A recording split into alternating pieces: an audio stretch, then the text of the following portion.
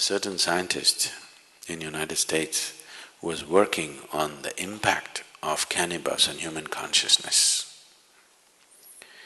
For almost 18 years, the United States government gave him 30 kgs of marijuana per year to experiment. 18 years of experimentation, he produced nothing. So during the late 80s, when the drug situation was getting bad and they cut this quota, 30 kgs of marijuana that they were giving him, there's nothing doing. We don't know where it's going with 30 kgs because you have done nothing. He tried to explain that he has done so many things but still it's not come to conclusion, but they said nothing doing and cut the marijuana quota. So he moved to Israel. The Israeli government looked at his work and they decided to give him. So they gave him the same 30 kgs of kilos of marijuana for another 6 to 8 years. Then he came up with this. He actually produced proof that within the human brain, every human brain, there are millions of cannabis receptors. So this information, what to do with this, they do not know, they threw it across. They gave it to the anthropologists, they gave it to the physiologists, they gave it to the neurologists, they gave it to all kinds of people. There are millions of cannabis receptors in the human brain. What is the explanation? How? Why?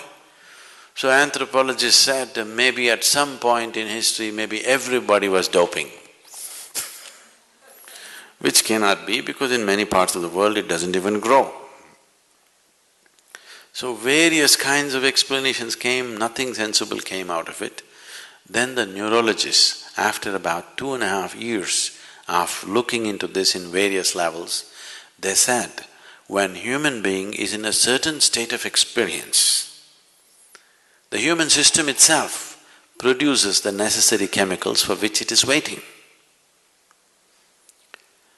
So, these millions of cannabis receptors are waiting for you to produce it. Those who could not produce it, they try to put it from outside and damage the system. Look at me, I'm always blissed out. Look into my eyes and say, I'm stoned. Never been on a substance, but always stoned. Because the very system does this. So, in India, there's been enormous, in the yogic systems, there's enormous focus on the pineal gland, you know?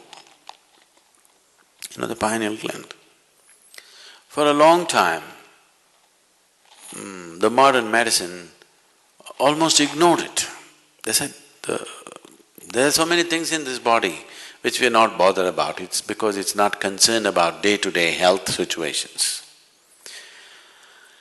Today, the maximum that they have come to is, they are beginning to say the secretions of the pineal gland, if they're on, if they're active, there will be no mood swings in you. That's not the point. There is a whole system of yoga to activate the pineal gland. If you activate this and if it generates sufficient amount of secretion, you will be ecstatic every moment of your life. Simply every cell in your body will be bursting all the time. Now when you're like this, if you eat, if you don't eat, if you sleep, if you don't sleep, nothing matters because you're blissed out. In this state, everything is effortless. Just doesn't matter.